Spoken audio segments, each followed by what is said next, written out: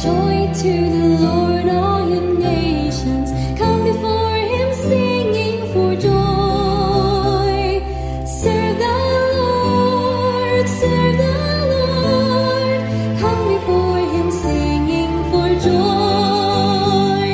Sing to the Lord with shouts of joy. Let all creation rejoice. Come join the song of praise to our God. He is the Lord. Sa ngalan ng Ama, ng Anak, at ng Espiritu Santo. Amen. Sumainyo ang Panginoon. At sumayo rin. Mga kapatid, muli tayong magpuri at magpasalamat sa Diyos sa gitna ng ating mga napakaraming inaalala sa buhay, sa gitna ng ating mga pagsubok, sa gitna ng ating mga lungkot at pighati. Dahil sa ating paglalakbay sa mundong ito, tayo'y binibigyan ng kapangyarihan, ng lakas, at ng grasya ng Diyos. Sa mga napakaraming beses na kung saan nakalimutan nating magpasalamat at magtiwala sa Kanya. Sa mga beses din na tayo'y nagreklamo at kinumpara natin ang ating buhay sa buhay ng iba. Tayo magpakumbaba, pagsisihan natin itong ating mga pagkakamali at pagkukulang. Para minsan pa tayo ay makitang karapat-dapat makatanggap sa mga banal na misteryo. Inaamin ko Sa makapangyarihang Diyos at sa inyo mga kapatid, na lubha akong nagkasala sa isip, sa salita, sa gawa at sa aking pagkukulang. Kaya isinasamo ko sa mahal na Birheng Maria, sa lahat ng mga anghel at mga banal, at sa inyo mga kapatid, na ako'y ipanalangin sa Panginoong ating Diyos. kaawaan tayo ng makapangyarihang Diyos. Patawarin tayo sa ating mga kasalanan. Patnubayan tayo sa buhay na walang hanggan. Amen.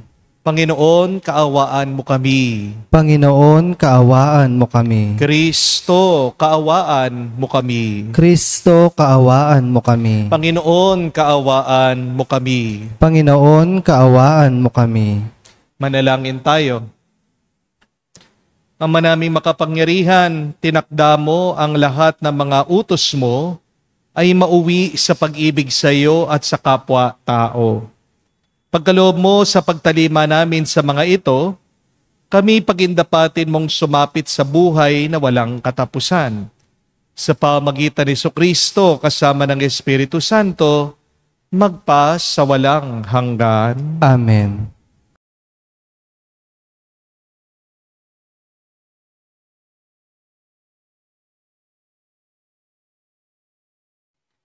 Pagbasa mula sa aklat ni Esdras.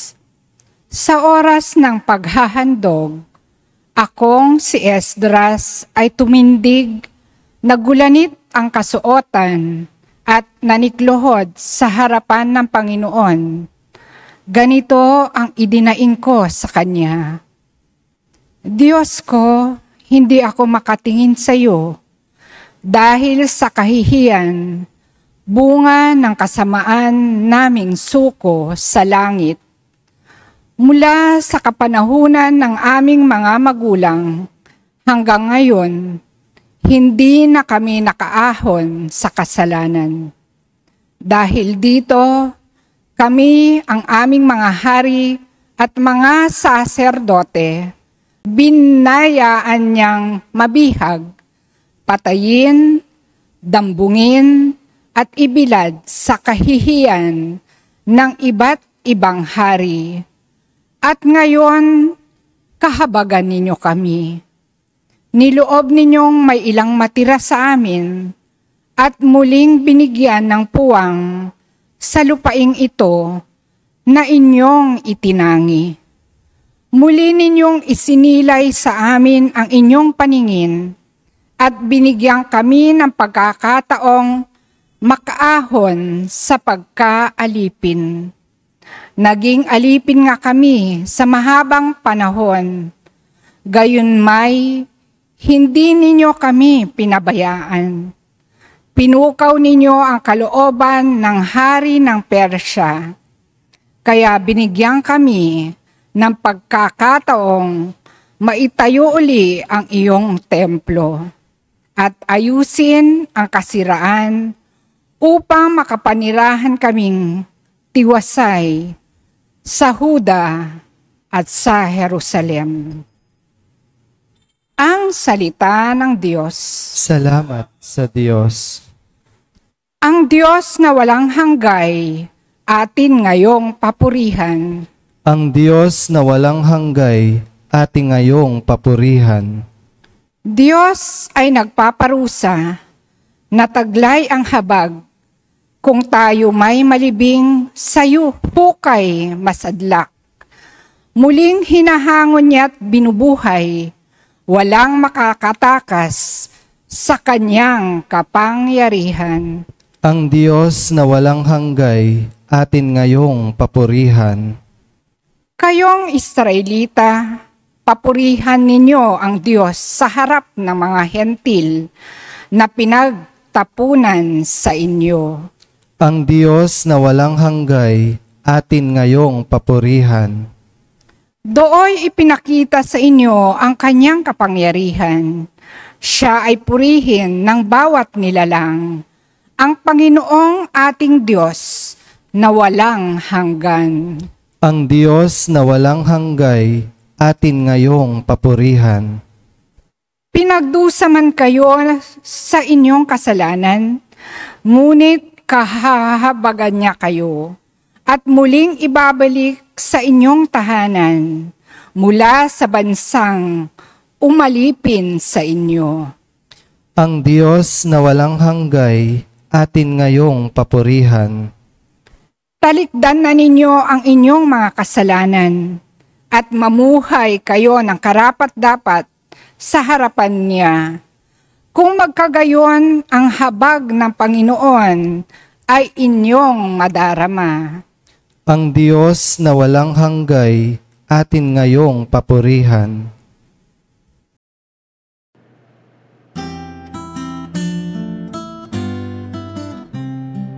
Alleluia, alleluia, alleluia, alleluia, alleluia, alleluia, alleluia,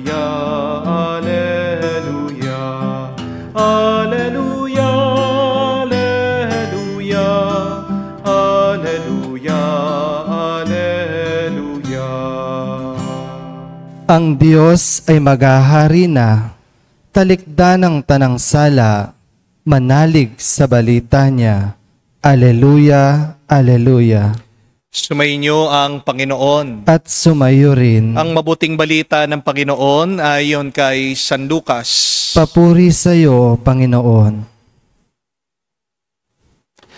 Noong panong yon, tinawag ni Jesus ang 12 at binigyan sila ng kakayahan at kapangyarihang magpalayas ng mga demonyo at magpagaling ng mga karamdaman. At sinugo niya sila upang ipahayag ang paghahari ng Diyos at magpagaling ng mga may sakit.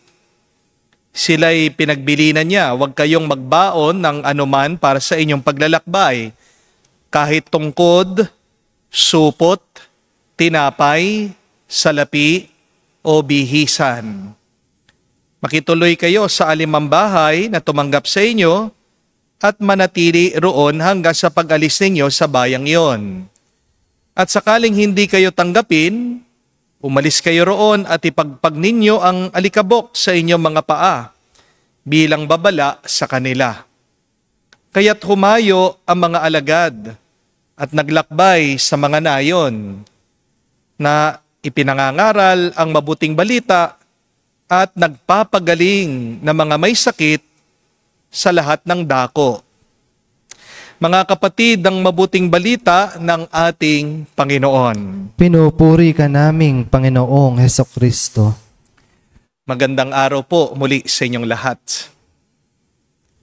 Noong pong 2007, Meron pong isang matandang babae sa China na habang siya po ay papasakay, paakyat siya sa eroplano, kumuha daw siya ng 9 na barya sa kanyang bulsa at hinagis po, tinapon doon sa umaandar na turbo engine ng eroplano. Ang matandang babae po ay Buddhist at iniisip po niya na sa pagtatapon niya ng barya doon po sa eroplano, ay magiging swerte daw yung kanilang paglalakbay. Pero ano ang naging problema?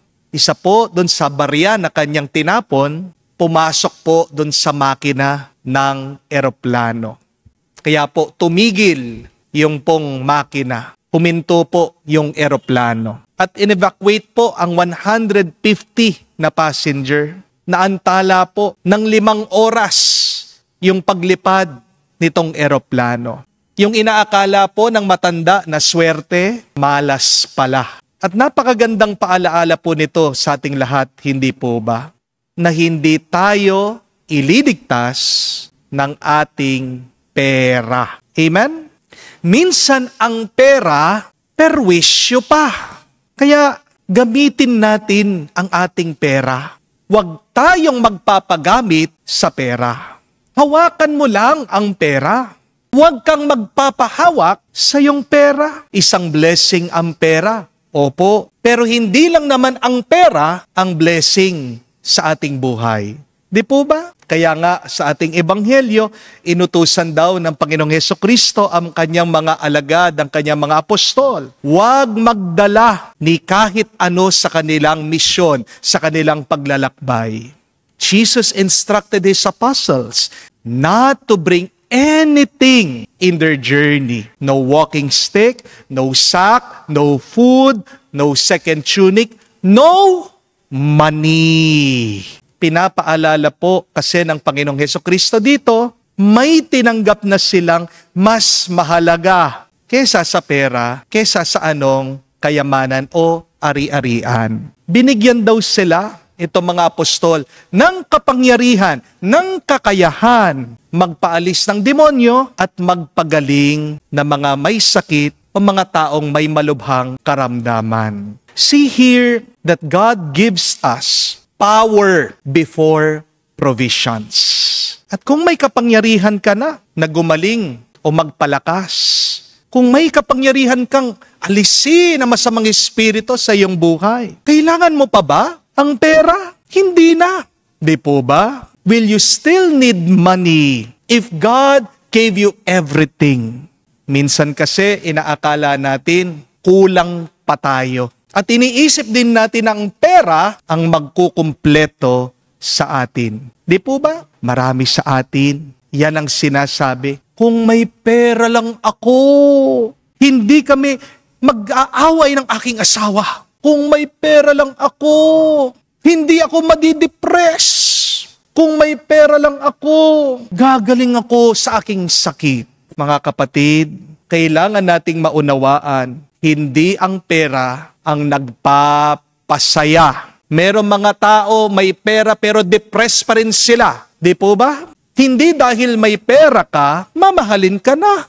Kung totoo na ang pera nagiging dahilan sa pagkakasundo, bakit ang dami mga magkakapatid ang nagdedemandahan? At hindi rin dahil may pera ka, gagaling ka, lalakas ka. Money does not save. Only God can save us. Amen? Money can give you pleasure, but not joy, not happiness, not health, not peace. At kung gusto nating maging masaya, malusog at payapa, ano pong kailangan natin? Kailangan nating maging kontento. Kapag ang isang mahirap, kontento, nararamdaman niya, napakayaman niya. Di po ba? Kapag ang isang mayaman, hindi kontento. Ano ang kanyang karanasan? Nararamdaman niya, mahirap siya. Di po ba? Contentment is a state of your spirit. Walang kinalaman ang pagiging kontento sa laman ng bulsa mo. Pero ang pagiging kontento ay tungkol sa laman ng puso mo. Amen? Contentment is a spiritual condition. Your spirit is healthy when you are content. You see, contentment is not about having everything you want, but contentment is learning to appreciate, be happy, to live with what you have. Kaya po, sabi ni San Juan Crisostomo, napakaganda. He who is not content with what he has will not be content with what he would like to have. Kung ngayon pa lang, hindi ka na masaya sa kung ano ang meron ka, kahit na makuha mo pa yung iyong gusto, yung iyong inaasam, hindi ka pa rin tunay na magiging masaya. Kasi ang tunay na kasiyahan, mga kapatid, ay hindi naman po nakadepende sa dami ng iyong pera, sa iyong bulsa. Ang tunay na saya ay hindi rin naman makikita dun sa sasakyan na nandyan sa iyong garahe. Wala din yan sa mga tropeyo na nandyan sa iyong cabinet. Hindi rin nagdidepende ang saya sa dami ng damit sa iyong aparador. Pero ang tunay na kasiyahan ay nararamdaman kapag meron kang katiyakan na hindi ka pababayaan ng Diyos.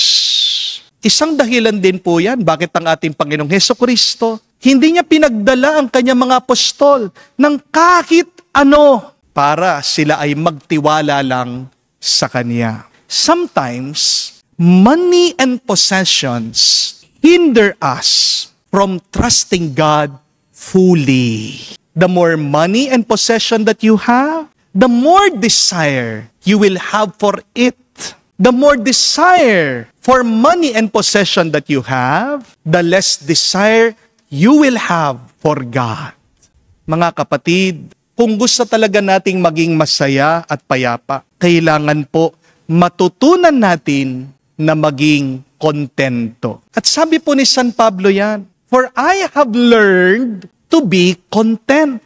Ibig sabihin na pag-aaralan pala ang pagiging kontento, ang pagiging masaya. At para matutunan po natin ang pagiging kontento, kailangan labanan natin ang pagkukumpara sa ating sarili sa ibang tao. You can never be content if you keep on comparing yourself with other people. Amen? Ano po ang kasabihan?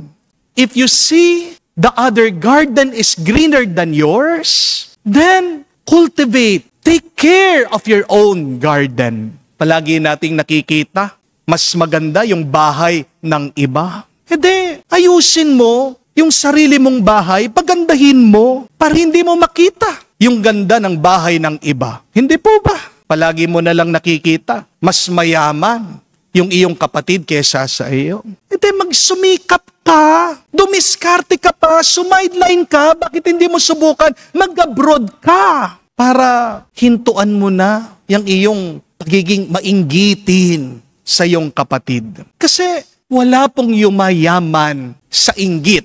Di po ba? Kung totoo po na nakakayaman ang inggit, de sana ang dami na po dito sa Pilipinas, milyonaryo na. Di po ba? Kung nakikita mo kapatid, ang ganda din ng iyong kakumari, hindi magsumba ka, magpa-sexy ka, magpaayos ka sa parlor. Hindi nakakaganda ang iyong paninira sa iba. Hindi gaganda ang iyong buhay kapag palagi mo lang itong kinukumpara sa iba. Di po ba? Maraming bagay sa ating buhay ang nagbibigay sa atin ng kalungkutan. Pero kapag natutunan natin ang pagiging kontento, sapat na yan para gumaan ang ating kalooban. Tandaan niyo po ito, mga kapatid. Meron pong 3 C ang pagiging kontento. The first C is, you need Christ. Turo po yan ni San Pablo, ang sikreto ng pagiging kontento. Sabi niya sa mga tao ng Filipos, I can do all things through Christ who gives me strength. Ito po ang sikreto ng tuwa at kapayapaan. Kahit na wala tayong pera, kahit nakapos ka, kahit na may problema ang iyong relasyon, basta't walang problema ang iyong relasyon at ugnayan kay Kristo, solved na ang lahat. Tandaan niyo po yan. The stronger your relationship with Christ, the stronger you will be in this life. Money cannot buy you contentment, but your relationship with Christ will not only make you happy, it will also make you powerful and strong. The second C of contentment is you need to count your blessings always. Kagising nyo pa lang po, yan ang unang gawin nyo, magpasalamat kayo. Matapos man ang araw bago kayo matulog, para maging magaan ang iyong mga puso at kalooban, magpasalamat kayo. Amen? Kung nagpapasalamat ka, inaalis mo yung tingin mo sa mga bagay na wala sa buhay mo at binibigyan mo ng pansin. Ano ang meron ka? Ano ang mga regalo na pinagkaloob ng Diyos sa iyo? Ano ang grasya na binahagi ng Panginoon sa iyo? That is what gratitude do to us. It refocuses you from things that are missing to your blessings. When you find peace and notice the small gifts in your life, your breath, your family, your friends, food on your table, the chance to start again in another day, you begin to realize God is so good, sobra-sobra. Amen? Ang pagiging kontento po ay hindi naman nagmumula sa pagkakaroon ng gamit, pero ang pagiging kontento ay ang pagkakaroon ng isang pusong palaging nagpapasalamat. Gratitude turns what you have into enough. At ano po ang kasabihan? To have enough is a luxury. Sino ang mga tunay na mayaman? Sila yung mga nasasabi nila, sapat na ito. Salamat po, Panginoon. Kapag nagpapasalamat ka sa kung ano ang meron ka sa iyong buhay, nagiging napakayaman mo, nagiging napakasaya mo. Amen? But the third C of contentment is confidence to God. Ang kasiyahan ay nagmumula sa tiwala natin sa Diyos. Kapag ang puso mo ay nakaugat sa pag-ibig at pagkalinga ng Diyos, hindi ka mag-aalala sa kung ano ang ibibigay ng bukas. Kapag nakaugat ang loob mo sa Diyos, hindi ka maiinggit sa ibang tao dahil alam mo, merong hinahanda na mas mabuti, mas maganda ang Diyos para sa iyo. Di po ba? Kung alam mo ang Diyos ang nag-aalaga sa iyo araw-araw, mauunawaan mo na hindi ka niya papabayaan. Kung nga ang mga ibon sa langit nakakalipad, kung nga ang mga halaman binubuhay niya, hindi man sila nagtatrabaho, ikaw pa kaya? Lumalaban ka na eh. Nag-e-effort ka na eh. Ang kulang na lang sa'yo ay tiwala. Di po ba? Ang tiwala ang magkukonekta sa'yo sa grasya na pwede mong tanggapin galing sa Diyos. Ang kasiyahan ay hindi po nakabatay sa kung ano ang pwede nating gawin. Pero ang kasiyahan ay nagdidepende palagi, nakaugat ito, sa kung ano ang pwedeng gawin ng Diyos para sa iyo. Contentment is not self-sufficiency, but contentment is God-sufficiency. So remember, my dear friends, that contentment is not the absence of desire, but the presence of trust. Yan po ang tuwa at kasiyahan. Hindi naman sa pamamagitan ng kawalan ng pagnanais, pero sa pananatili natin, sa tiwala natin sa Diyos. Magandang pagnilayan po ito, mga kapatid. San ba ako nakakapit? Ano ba ang aking mga ninanais at tinaasam sa aking buhay? Harinawa, maging masaya ka, malusog at payapa sa pagiging kontento mo ngayon. Nagiging kontento ka kung nasa puso mo si Kristo, kung palagi ka nagpapasalamat sa lahat ng tinatanggap mo sa iyong buhay, kung maniniwala ka lang at magtitiwala ka sa Diyos ng buhay. Amen. Tumayo po tayo, alay po natin sa Diyos ang ating mga dasal at panalangin at ating sabihin, Panginoon, dinggin mo kami. Panginoon, dinggin mo kami. Ang simbahan naway patuloy na maganyaya at magsugo ng mga misyonero upang ipahayag ang mabuting balita sa lahat ng bansa at dako. Manalangin tayo sa Panginoon. Panginoon, dinggin mo kami. Ang mga Kristiyano naway maging masigasig sa pagpapahayag ng salita ng Diyos sa mga hindi pa sumasampalataya at hindi pa tumanggap nito. Manalangin tayo sa Panginoon. Panginoon, dinggin mo kami. Maraming tao nawa ang mahikayat sa pananampalatayang Kristiyano, bunga ng ating makatotohanang pagsaksi. Manalangin tayo sa Panginoon. Panginoon, dinggin mo kami. Sa katahimikan po ng ating puso, banggitin natin, sabihin natin sa Diyos ang ating mga personal na pangangailangan. Panginoong Diyos, pinili mo kami kay Kristo sa pagpapahayag ng iyong pag-ibig. Gawin mo kami mga tunay na tagapaghatid ng iyong salita sa pamagitan ng pagsasaksi nito sa aming buhay. Hinihiling namin ito sa pamagitan ni Kristo, aming Panginoon. Amen.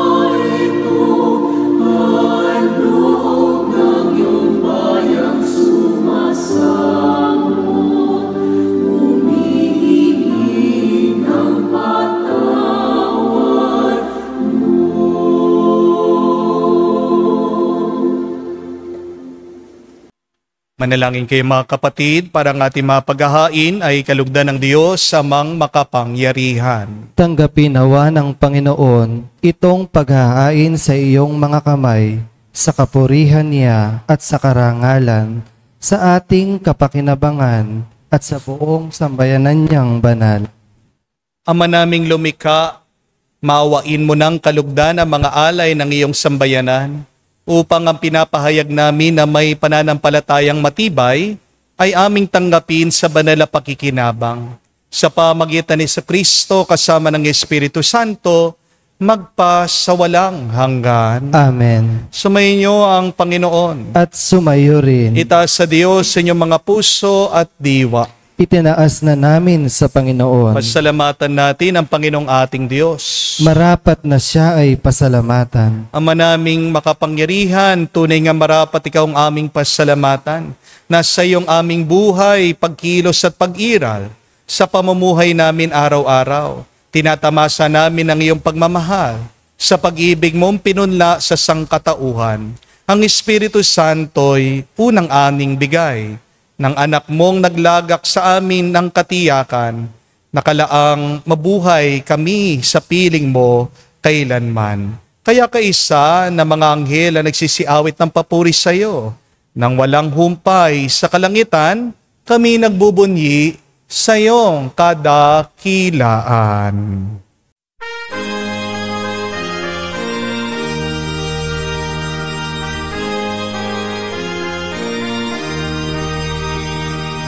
Santo, Santo, Santo, Panginoong Diyos ng mga hukbo.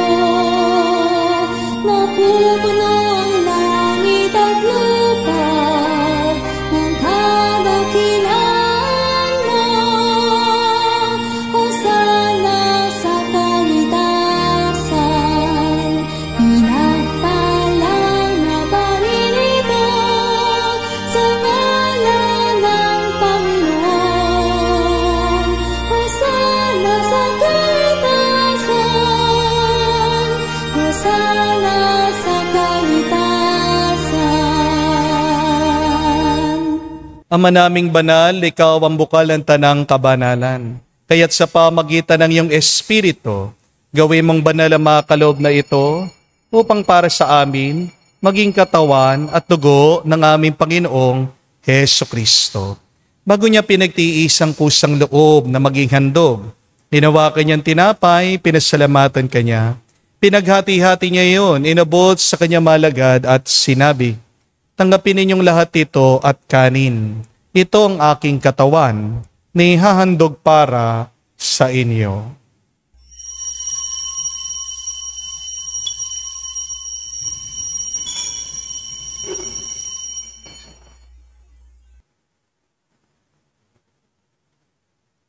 Gayon din naman na matapos ang hapunan, hinawakan niyang kalis. Muli kanyang pinasalamatan. Nabot niyang kalis sa kanya malagad at sinabi, "Tanggapin ninyong lahat ito at inumin. Ito ang kalis ng aking dugo, ng bago at walang hanggang tipan. Ang aking dugo na ibubuhos para sa inyo at para sa lahat sa ipagpapatawad ng mga kasalanan. Gawin ninyo ito sa pag-alaala sa akin."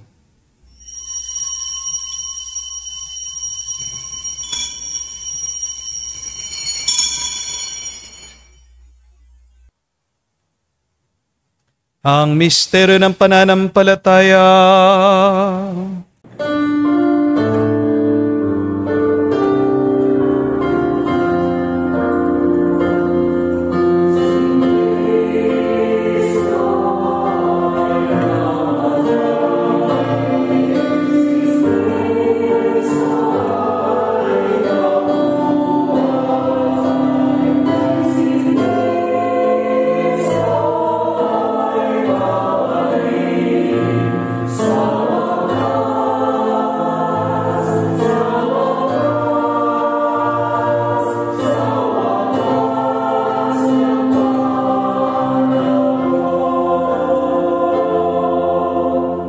Ama, ginagawa namin ngayon ang pag-alaala sa pagkamatay muling pagkabuhay ng iyong anak. Kaya tinialay namin sa iyong tinapay nagbibigay buhay at ang kalis sa nagkakaloob ng kaligtasan. Kami nagpapasalamat dahil kami yung minarapat na tumayo sa harap mo para maglingkod sa iyo. Sinasamo namin kami magsalo-salo sa katawan at dugo ni Kristo ay mabuklod sa pagkakaisa sa pamagitan ng Espiritu Santo. Amalingapin mong iyong simbahan, laganap sa buong daigdig. Puspusin mo kami sa pag-ibig. Kaisa ni Leon ang aming Santo Papa, Florentino aming Arsobispo at ng Tanang Kaparian. Alalahanin mo rin ang aming mga kapatid na nahimlay. May pag-asang sila'y muling mabubuhay. Gayon din naman lahat ng mga pumanaw. Kawan mo't sila't patuloyin sa iyong kaliwanagan. Kawan mo't pagindapatin kaming lahat, makasalo sa iyong buhay na walang wakas. Kaisa na mahal na Birhen Maria, Ina ng Diyos. Kaisa ni San Jose, ang kanyang maluwalhating esposo. Kaisa na mga apostol at lahat ng mga banal na namuhay dito sa daigdig na kalugod-lugod sa iyo. May pagdiwang nawa namin ang pagpupuri sa ikararangal mo sa pamagitan ng iyong anak, aming Panginoong Hesu Kristo. Sa pamamagitan ni Kristo, kasama niya at sa Kanya, ang lahat ng parangal at papuri ay sa iyo, Diyos Ama, makapangyarihan, kasama ng Espiritu Santo, magpasawalang hanggan. Amen, Amen, Amen. Sa nakagaling na utos sa turo ni Jesus sa Panginoon natin at Diyos, ipahayag natin ang lakas, loob.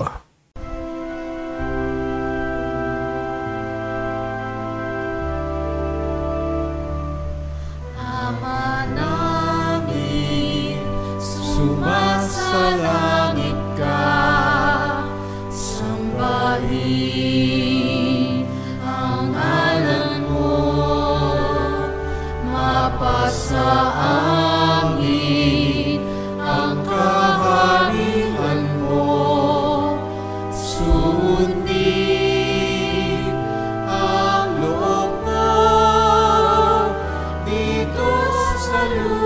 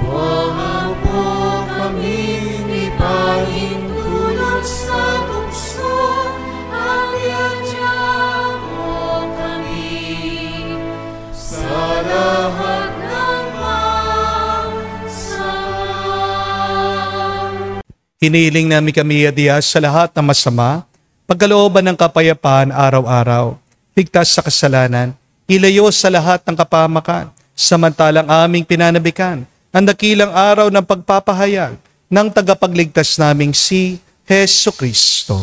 Sapagkat iyo ang kaharian at ang kapangyarihan at ang kapurihan magpakailanman. Amen. Panginoong Hesu Kristo, sinabi mo sa mga apostol, kapayapaan ang iniiwan ko sa inyo.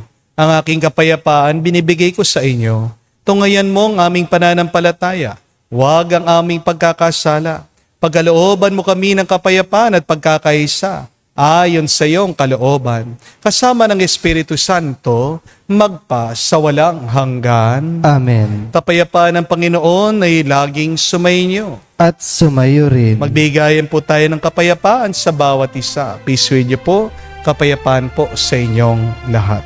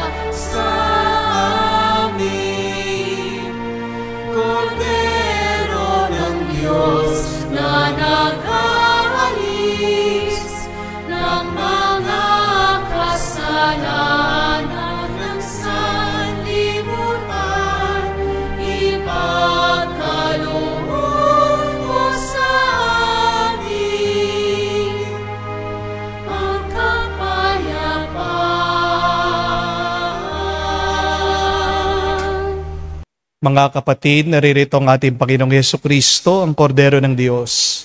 Siya nag-aalis sa mga kasalanan ng sanlibutan. Mapalad tayong lumalapit sa piging ng Kordero.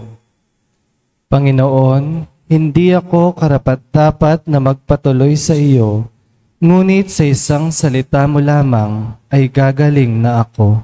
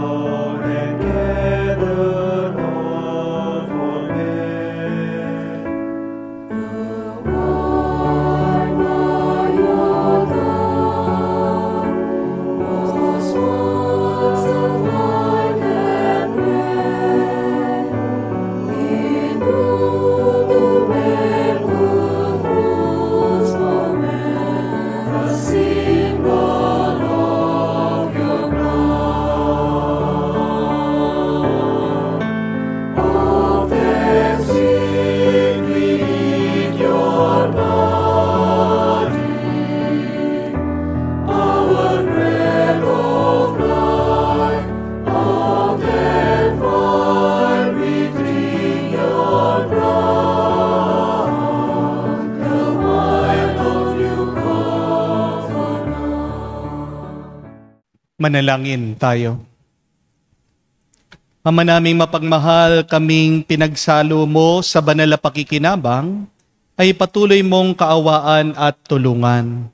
Upang ang aming tinanggap ay siya nawang umiral, sa pamumuhay namin sa araw-araw, bunga ng iyong pagtutubos na aming pinagdiriwang sa pamagitan ni Jesucristo, kasama ng Espiritu Santo, magpa sa walang hanggan. Amen. Kapag hindi ka marunong makontento, nararamdaman mo na mahirap ka. At kapag hindi ka rin kontento, papahirapan mo ang ibang tao. Bakit merong mga nagnanakaw sa kaban ng bayan? Kasi hindi pa sapat sa kanila yung natanggap nila. Hindi po ba? Because of discontent, the rich robs the poor. The poor robs the other poor.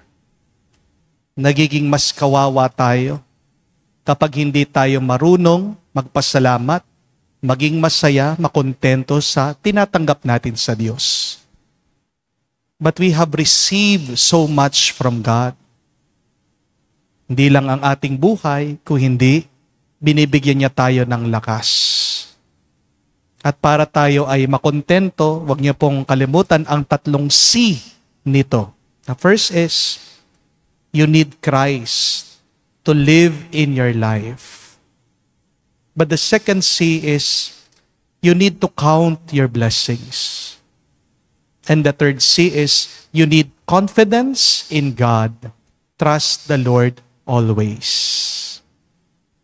Harinawa, mga kapatid, kayo ay maging masaya, malusog at payapa sa pamamagitan ng pagiging kontento nyo sa araw-araw na grasya na inyong tinatanggap. Kaya muli, pagnilayan niyo po ito. Ano bang napakahalaga na pagpapala o blessing na akin tinanggap sa aking buhay? You thank the Lord for that. And after thanking the Lord, ask the Lord once again, Lord, what is your will? Binibigyan ka ng lakas, ng kakayahan, ng kayamanan ng Diyos, hindi lang para sa iyo, kung hindi para makatulong ka. Because the more that you serve, the more that you give, the more that you will happy, the more that you will receive. Sumainyo ang Panginoon. At sumayo rin. At kayo basbasa ng Diyos, makapangyarihan sa lahat, sa ngalan ng Ama, ng Anak, ng Espiritu Santo. Amen. Ang ating misa ay natapos na, humayo kayo sa kapayapaan ni Kristo. Salamat sa Diyos.